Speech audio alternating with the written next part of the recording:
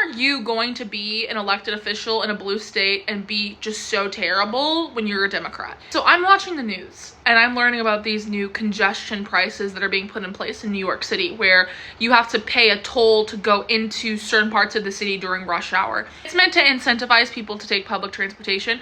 I understand why they're doing it, but as someone who lives in Houston, this concept is so foreign to me that I look at it and I'm naturally inclined to just be like, ugh. But I'm watching the news and I'm learning about this new congestion pricing model, and the person I see on TV talking about this, Republican Mike Lawler, is on TV talking about how much money New York got from the bipartisan infrastructure bill. The bipartisan infrastructure bill that was signed into law and negotiated by President Joe Biden. It's very clear to me that the reason why Mike Lawler is doing this is because he wants to run for governor of New York. And you might think, a Republican running for governor of New York, that doesn't sound like something that would end well for him.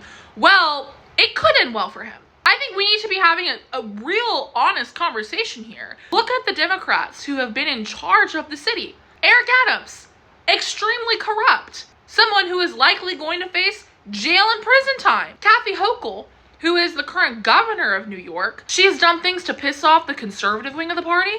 She's done things to piss off the progressive wing of the party. Every time I talk to a Democrat, regardless of what side of the political spectrum they're on, it seems like they can't stand Kathy Hochul, and now all of them want Eric Adams gone. Of course, I don't live there, so perhaps I'm just talking out of my you-know-what. If I'm a Democratic strategist in the state of New York, if I'm a Democratic leader in the state of New York, I'm trying to get both of them out of there before elections roll around. Because the last thing you need is Mike Lawler getting help from the Republican machine. And we know that it's not above them to invest in blue states. Look at how much Donald Trump was in New Jersey. Look at how much Donald Trump was in New York outside of the trials that he had to be there to face. They didn't come as far behind in those states as people thought they would in the general election. It's entirely possible. We could be looking at Governor Mike Lawler in that state in a few years. I think after this election cycle we just saw, it should be abundantly clear to people that they're Democratic voters. It's not above them to vote for a Republican candidate.